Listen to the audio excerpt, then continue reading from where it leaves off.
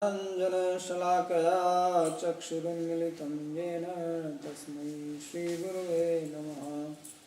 Narayanam namaskritya naram chaiva narottamam devim saraswatim vyasam tato jayamudirayet. Reading from Srimad Bhagavatam, second Canto, chapter number 2, beginning from verse number 6. Sri Sukadeva Goswami is continuing to answer the question of Parikshit Maharaj. What is the duty of a person who is about to die? And in response to this question, he has spoken about chanting of the names of God as the topmost process. And to do it in a pure manner, he began prescribing the meditation on universal form of the Lord. That is considering this whole universe as his gigantic body. That was in the last chapter, and in this chapter he said that one should renounce all attachment to material things.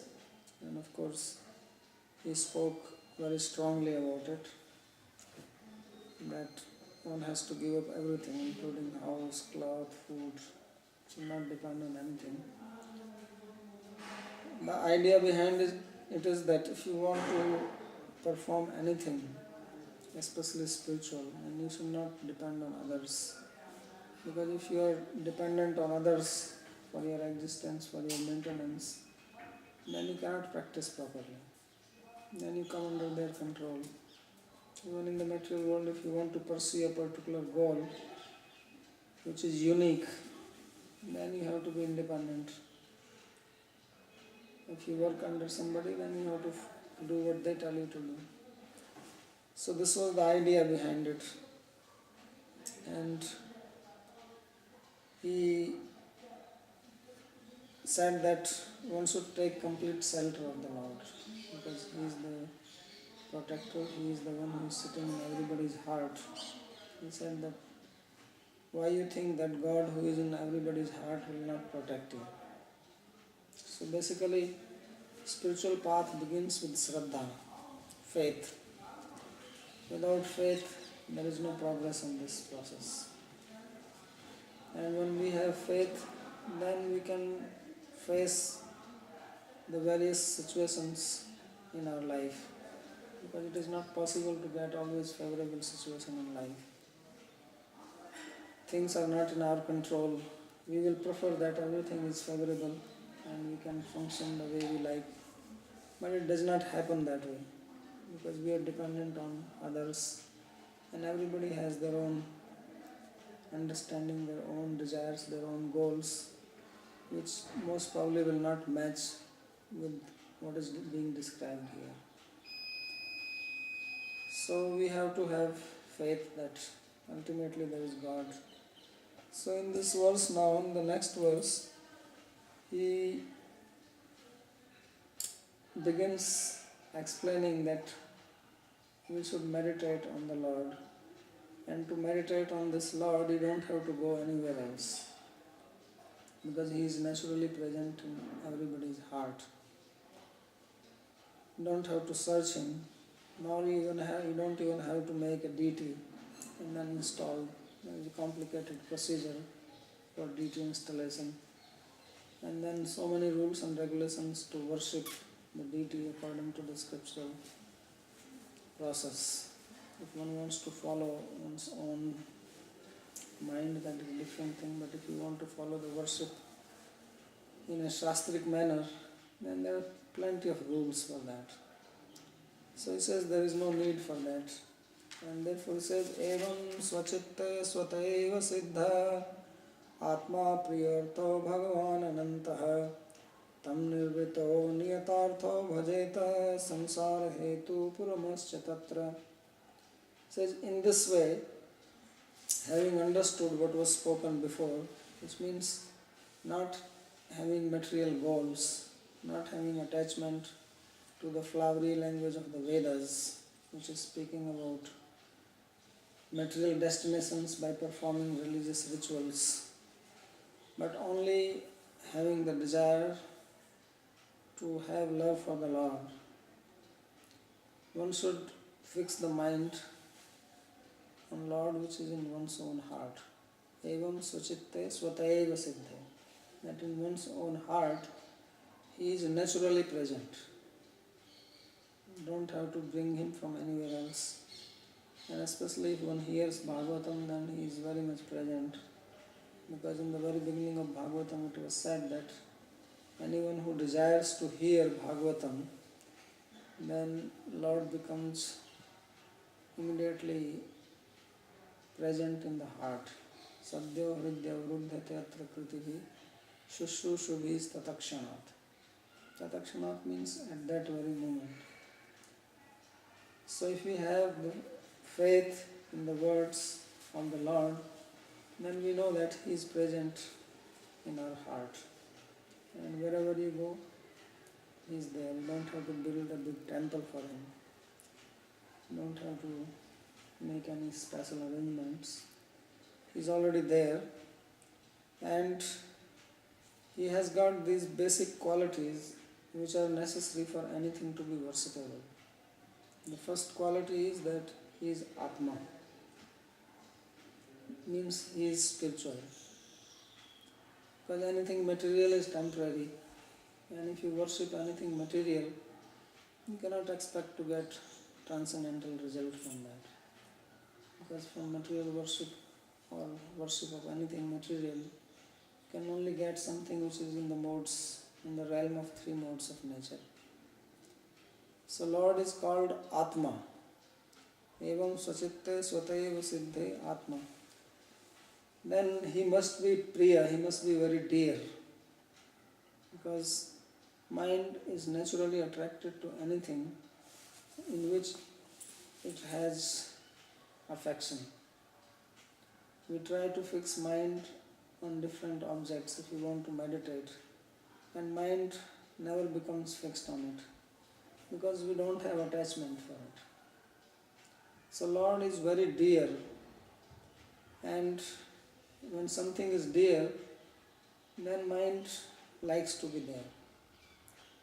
It doesn't matter what the object is. Even material objects, if we become attached to them, then our mind is naturally concentrated on that. And pleasure comes only from those objects to which we have attachment. Material attachment gives material pleasure. Spiritual attachments give spiritual pleasure. So Lord is Priya, because really speaking what we relish is our own attachment or love. So this love of God is given by God. This is how God also enjoys His own prema or love. If He has it in His own self, then He cannot relish it much. Like if you have the ability to write poetry, unless you write it, you cannot relish that ability. So you write that poetry, then you recite it to yourself or to others, and that gives enjoyment. If you know how to paint, if you know how to sing, then you have to do it, you have to manifest it outside. So Lord has love, and then He puts it in the heart of His devotee. And then devotee, he loves the Lord. So there is a reciprocation. And then both enjoy. So Lord is that person, He is Priya. Priyate iti Priya, He is lovable. And He is also Artha. Priyo Artha. There may be something which is lovable, but it has no meaning. It has no purpose. So people become attached to some useless things, then later on they suffer from that. So Lord is Artha, therefore if you love Him, it will not go vyartha. It will not be useless. Artha means purposeful. Artha also means wealth. So anything which wealth can give you, you will get it from the Lord. Whatever you can achieve from money or artha, that can be achieved from the Lord. And on top of that, He is Bhagwan. he is not an ordinary person. He is complete in himself. He may also like somebody, and he may be a person who has good qualities and good character, may also be useful,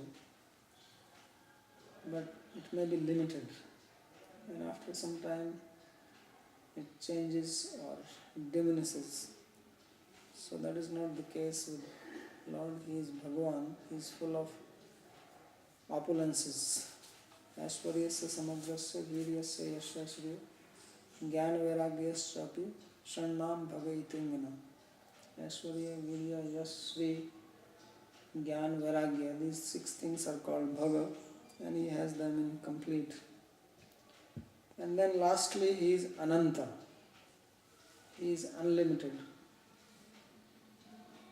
There is no end for him. So usually we love somebody in this material world, but that somebody is not eternal.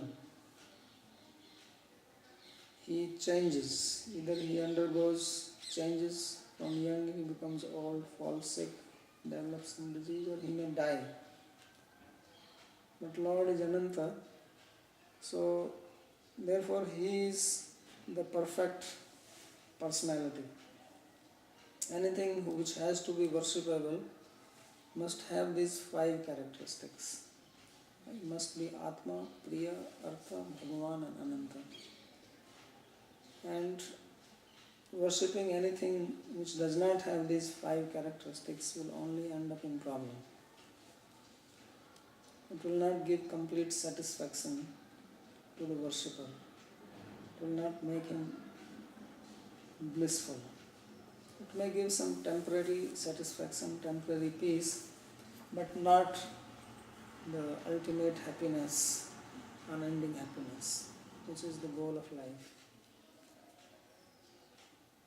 Then he says that what are the qualities of a person who has to worship? The qualities of worshipable has been described. There should also be the qualities. Who is adhikari? What is his eligibility? So for this the next verse says tam nirvrito niyatartho bhajeta. 2 characteristics. First is nirvrita. He must be peaceful. If your mind is agitated, if your mind is disturbed with material desires, some other things are pulling you away, then it is not possible to meditate or worship. So that is the first characteristic. And second is niyatartha. You also must be fixed in your goal. You must be determined. Should not have any doubt. So those should be removed. And then you can worship the Lord wherever you are, in whichever condition you are. So there is no restriction of gender or social status or age limit, nothing like that. On all other processes there are some limitations, but on this path of devotion there are no such limitations. The only thing is that one should be sincere and must have faith.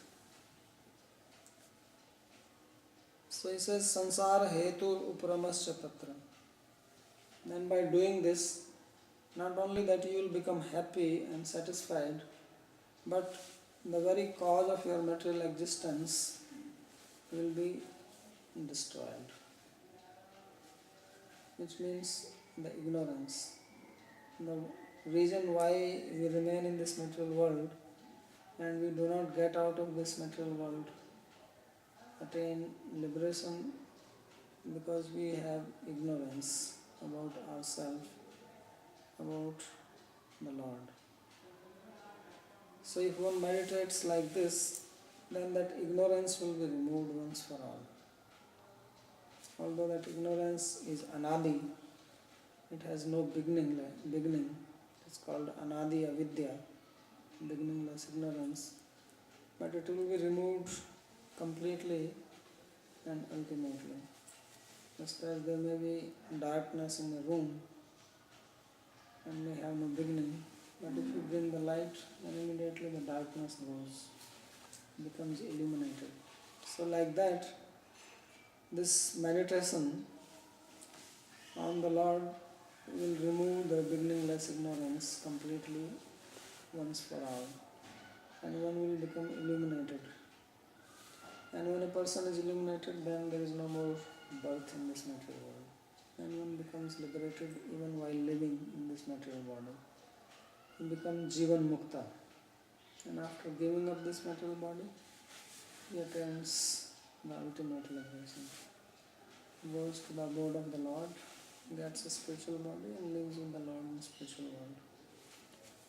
So that brings an end to this samsara. This samsara, although sara means essence and some means nice, which means it has a nice essence.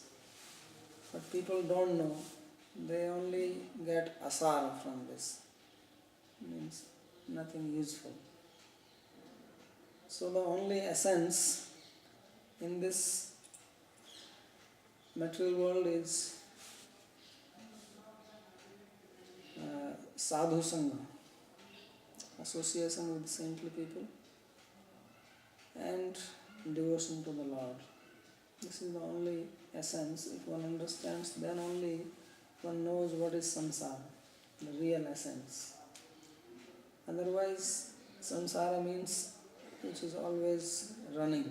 Samyak sarti iti samsara, which is always moving. Whatever you have, it will go. You are always having separation from whatever you have, including your own body. You are slowly moving away from it, and one day you will lose it. And then whatever is possessed in relationship to this body will be taken away.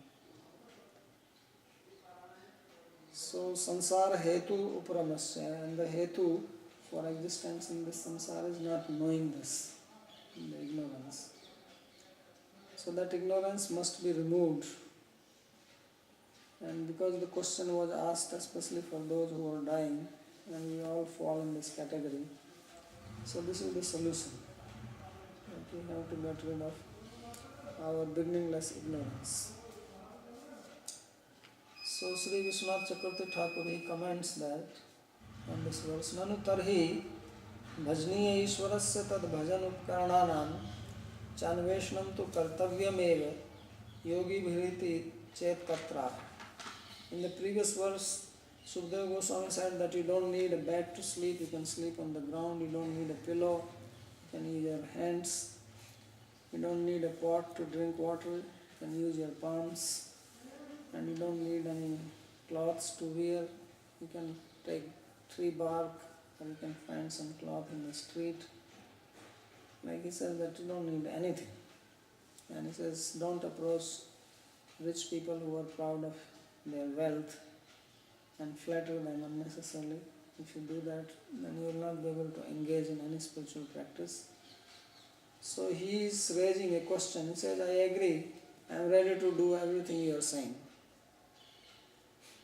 But at least if I want to worship God, then I have to have something. I have to have some incense, some matchbox, some ghee lamp, some water pot, few paraphernalia for puja. So that much arrangement I must make. So Sukadeva Goswami is very heavy on renunciation. He doesn't want to give any chance for you to find some excuses, and then through that excuses you try to engage in your material desires, because mind is very expert in rationalizing. Whatever you want to do, you always rationalize it, and that looks like the best thing you are doing. So he says no, completely no, you don't need anything. So he says स्वचित्ते स्वतएव सिद्ध यतः आत्मा चित्ताधिष्ठाता Vasudeva iti. He says that Lord is already existing naturally by His grace in your heart. He is the presiding deity of your heart. Chittadhisthata Vasudeva iti. He is called Vasudeva because He is living everywhere. He is existing in everyone's heart, therefore He is Vasu and Deva is divine. Napi avahan adishrama iti bhava. Therefore you don't have to do avahan. Otherwise you get a deity and then you have to call the Lord, you have to do this installation ceremony, prana pratishtha. The life force is installed into the deity. He says there is no need. He is very much there and he is breathing and standing and watching you what you are doing. Kincha tasya bhajanam swataiva bhavitum uchitam ityaha priyati. And he says to worship Him is also very natural. There is nothing unnatural about it. And what is the most natural thing you like to do? That which you like. Anything which you like, that is natural for you. If you like to eat cake, then that is natural for you to eat cake. It's not that somebody has to give you a lecture that you should eat cake. It is very nice for your health. It is soft for your teeth. Even if your teeth have any problem, still you can do it even with your gums. And it is tasty. And you can easily buy it. So many ways you have to preach if somebody doesn't like to eat cake. But if you really relish it, you have to only give a smell of it, you will run for it. So he says that Lord is Swataeva Bhajniya. He is naturally worshipable. Why? Because he is Priya. And anything which is Priya, that's what you want to be. That's where you want to be. So it becomes a problem to stop someone from doing an activity if he is addicted to that. Somebody likes smoking, such a horrible thing, but they do it. Nobody has to then preach to them to smoke. They go on doing it. So why? Because for them it is Priya. They love it. So similarly, Lord is the most worshipable. Tasya bhajanam swataiva bhavitum uchitam. It is appropriate to worship Him naturally because His characteristics, His qualities are such.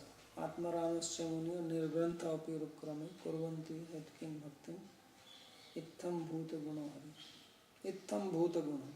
His qualities are such that even those who have no desires, who don't want anything, even they worship Him. Even they are attracted. And Sukdev is one example of that. So this is the meaning of Swataeva.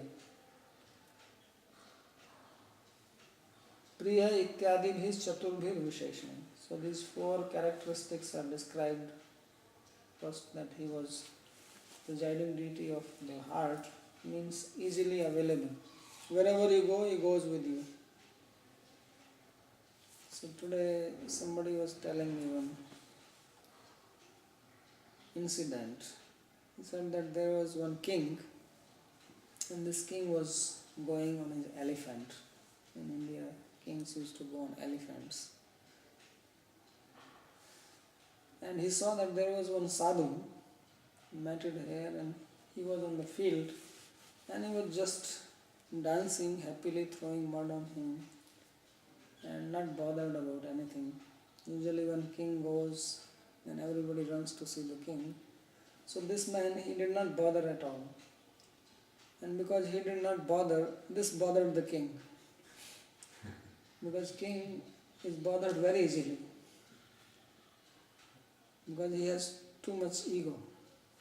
And ego is very easy to bother. You only have to know what kind of ego the person has. You can agitate him very easily. You can control him nicely.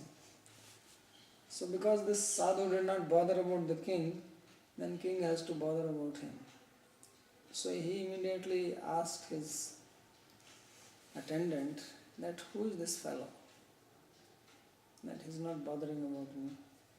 So the attendant said, Maharaj, I don't know. So he says, go and call him.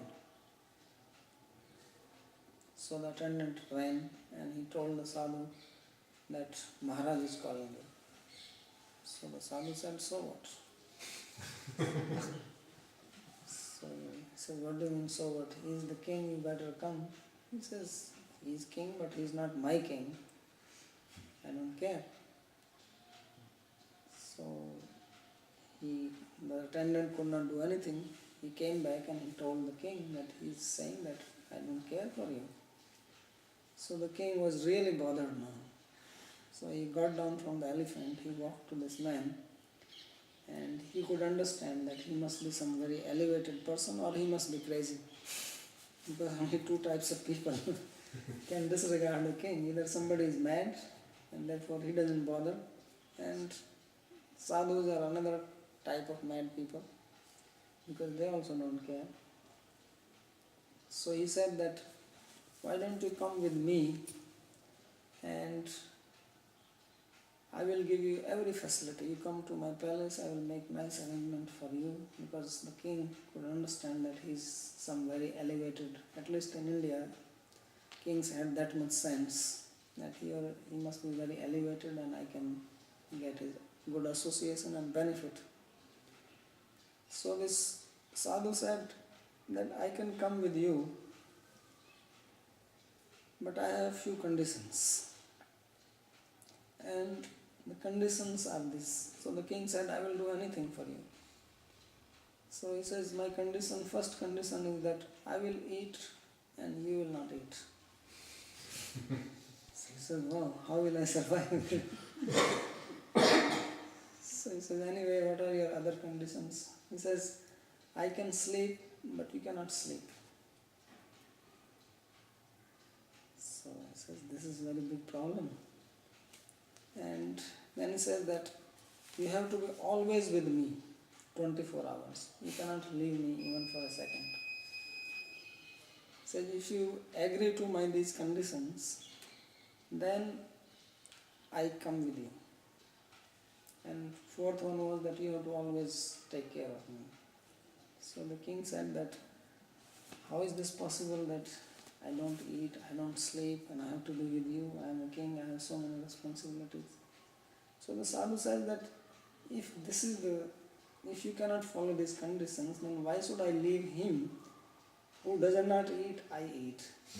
He never sleeps, I sleep, and he never leaves me.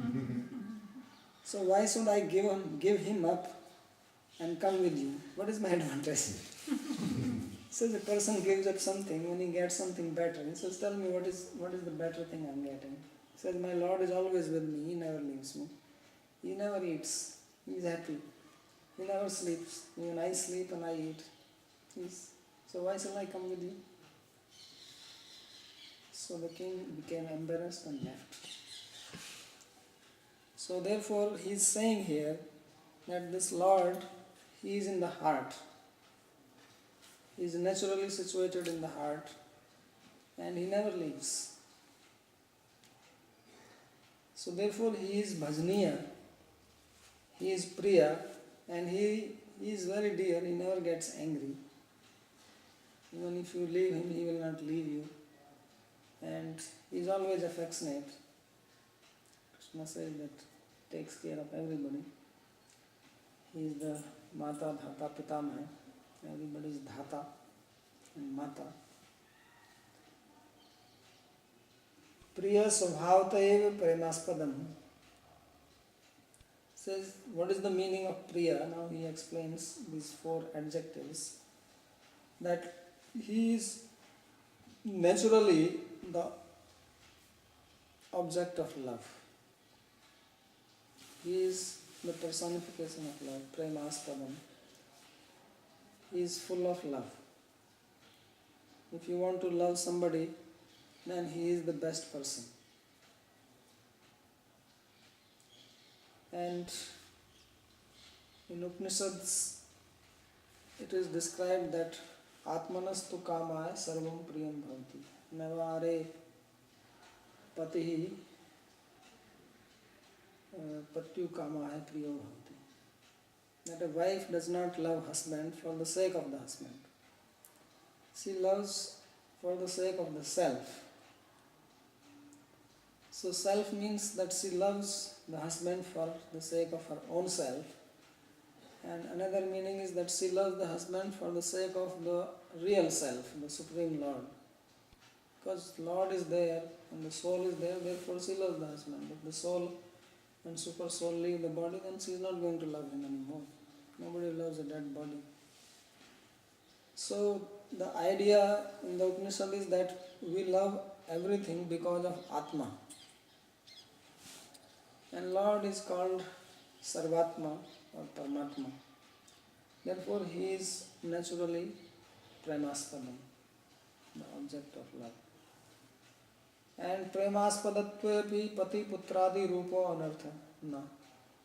Not only that he is object of love, there is no undesirable thing in him. People can say, well, I love my husband, I love my wife, or I love my son. So that is good, you love them. But when you love them, you also face some problems from them. First of all, it is very rare to see the love. But there is also some anartha in them. Some problems, some unwanted qualities you see in your object of love in this material world. Even if they are completely nice and perfect in their behavior, they are temporary. They are prone to disease, old age and death. So at least that is anartha in them. So all this does not exist in the Lord. Therefore he is called Artha. Yato Artha. There is no anartha. Anartha means something which you don't want, something which you don't like. And Artha means Arthate Prarthate iti Artha. That which you want. So he has all good qualities. And there is nothing which is not likable about him. So that is the meaning of second characteristic. Artha Parama Vastu. He is the supreme real object. Vastu means something which exists really. There are also some things which we hear and they don't exist. They are illusory. They are only words, but reality is not there. If you go and watch the advertisements on the TV, then they are only words. That stuff is not there in those objects which is being advertised. Maybe few percent of what they are saying is right, but most of it is just flowery language spoken to attract us. So that is not the case with the Lord. He is Param Vastu. He is supreme reality. Vastu Rupatvapi na kevalam antaratmaiva yato Bhagavan. Now, although he is supreme real, he is not only just inside. You may say, well, he is only inside. I want to also see him outside and reciprocate and deal and play and speak. So that is also there. Therefore he said that Yata Bhagavan, he is Supreme Lord. He also exists outside and he has beauty. Saundaryadi Gunavatvena Drishya, he is visible. But we have to have the qualification to see him. He has beauty, he has form, he has personality. All these things exist in him. For Bhagavan. Nacha tatra desha niyam ityaha ananta. And then he is not limited. Limitations come either because of space or time.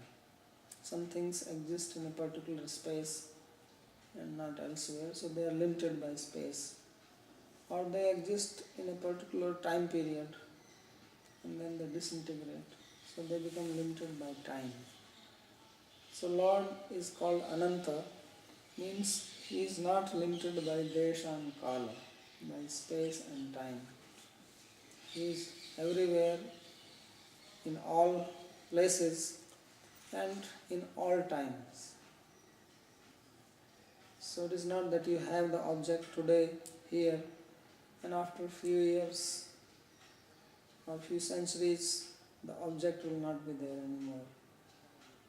Or it will be removed from this place to another place, then it won't have, you don't have it here. It is everywhere in all times. There is nothing which can limit. Therefore, He is the most worshipable object. He has the eligibility, the qualification to be worshipped. Nacha bhajne shrama kopi tyaha nirvritta. And then, if you have to worship Him, then it must be quite laborious. So he says, no, you can do it blissfully. Nirvritta means bliss, ananda. Nirvritta bhajana ananda magnahasan. That you do it and worshipping Him gives you happiness. If you actually worship the Lord with sincerity, with love, then it is blissful. You don't have to go anywhere to search for this bliss. It's available with the Lord. He is Satchidananda Vigraha. He is bliss personified. And niyataha premaeva bhaktau anusanghito artha prayojanam yasya tatha bhutasam. Then niyata, he says, the word niyata can have any different meanings. Could mean regular, that is another meaning which he will give, but he gives another one. First meaning he gives of the word niyata, that the outcome of bhakti is bhakti. Because love does not have any other purpose. In this world, whatever you do and whatever you attain from that, it is never ultimate. We work very hard and try to get money. No, money is not the ultimate purpose, because you go to the market and you give it and get something else. Then that becomes the purpose. That object is also not the ultimate thing, because from that you do something and try to get. So love is something from which you don't want to get another thing. From everything else, you are trying to achieve something else. But from love, you don't try to get anything. Love is the only thing which is for the sake of love. Everything else is for the sake of something else. And if you try to analyze, then ultimately you will reach love. All our activities, if we analyze minutely, then knowingly or unknowingly, we are only trying to do them for the sake of love. But love is the priyojana, and it is not a priyojya. It is sadhya, it is not sadha. So therefore, he says, niyata means premeva bhaktau anusanghito artha. That in bhakti, what you are going to get is only prema. And therefore this liberation is the side effect. Bhakti leads to love of God, and along with it other things come attached. Like you buy some object, along with it you also get the covering or the packaging. So liberation is like a packaging. It just comes with it. Nobody wants packaging. A devotee does not want mukti. He wants prema. But when you want prema, mukti comes with it, like packaging. You are not after the packaging, you want the object, but packaging comes. Even if you throw it away, it comes. So it says Bhakti leads to prema, and that is the real prayojanam. Yasya tatha bhutasam. So niyataha, niyata artha. Two qualifications were given of the person who wants to worship the Lord. That first of all, nirvitta ananda magna, which I said means peaceful, not having any other desires. Then only you can worship peacefully. If you are having any other intentions, goals in mind, then you will not be fixed in your worship. And niyata means, niyata artha means the fixed, ultimate prayojana. Artha also means prayojana, purpose. And that is only prema. So keeping that in mind, that from this worship, only thing I want is prema, nothing else. Then one should worship the Lord like that. Yadva nityam etavanti namani grihitavyani etavati katha srotavya etavatyah pranatah kartavya etavat kalam dhyanam kartavyam ityevam niyam yuktani kirtan shravanadini yasya tatha bhuta sambhaje. Or niyata also refers to some rules, that you fix some rules, that I am going to perform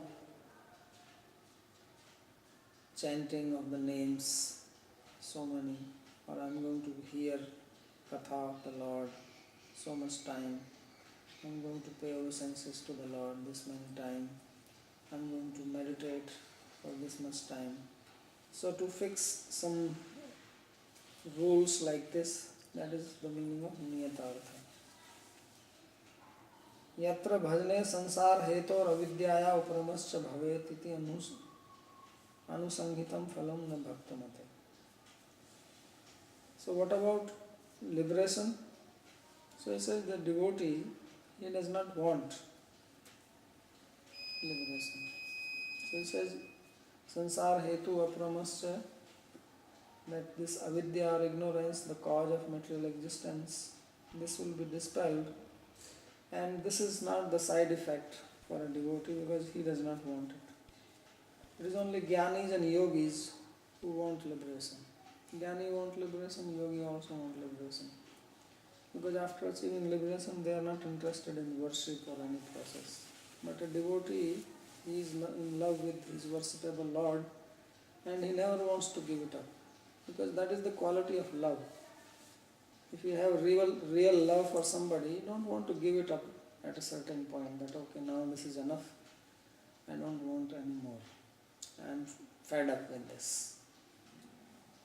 So there is no fedding up in love. Therefore devotee is eternally in love with the Lord, and thus in the opinion, if you apply this verse to a devotee, then he does not want this. But jnani yoginor mate tu sansara hetu prama eva anusanghitam phalam. But if somebody is a jnani or a yogi and he is practicing this, what is being described here, then his outcome will be liberation. Because this question was asked in general for everybody. Whether somebody is a devotee or karmi or jnani or yogi, then the process is same. Even if one has to perform any other process or follow any other path, ultimately one has to come to this level of devotion to Lord. Otherwise, that particular process will not be beneficial. It will not be fruitful. Chakarah padapurne niyatartha nischal swarupa ityartha. The word cha in this verse is only to complete the meter. And niyatartha nischal swarupa. Niyatartha means remaining fixed and not deviating. Niyatartho bhajetha. He is also applying, now giving another meaning of niyatartha. Artha means Swarupa of the Lord, and niyata means fixed. So one has to worship the Lord who has fixed Swarupa, or one has to worship the Lord in his own inner Swarupa. Seva sadhak rupena, siddha rupena chatri. So that is also another meaning one can take from the statement, that one also worships in one's spiritual body. Niyatartha san bhajet. One has to worship the Lord like this. So this is the prescription which he is giving in this verse, and then in the next one he is going to speak from the Vyatireka point of view, prohibition, that one should not neglect this, and anyone who neglects this is an animal. So that we will read in the next class.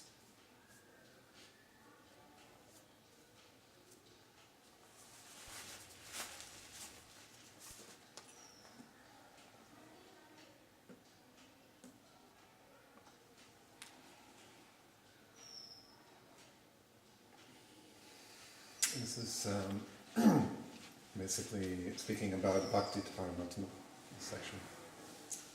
I mean, obviously in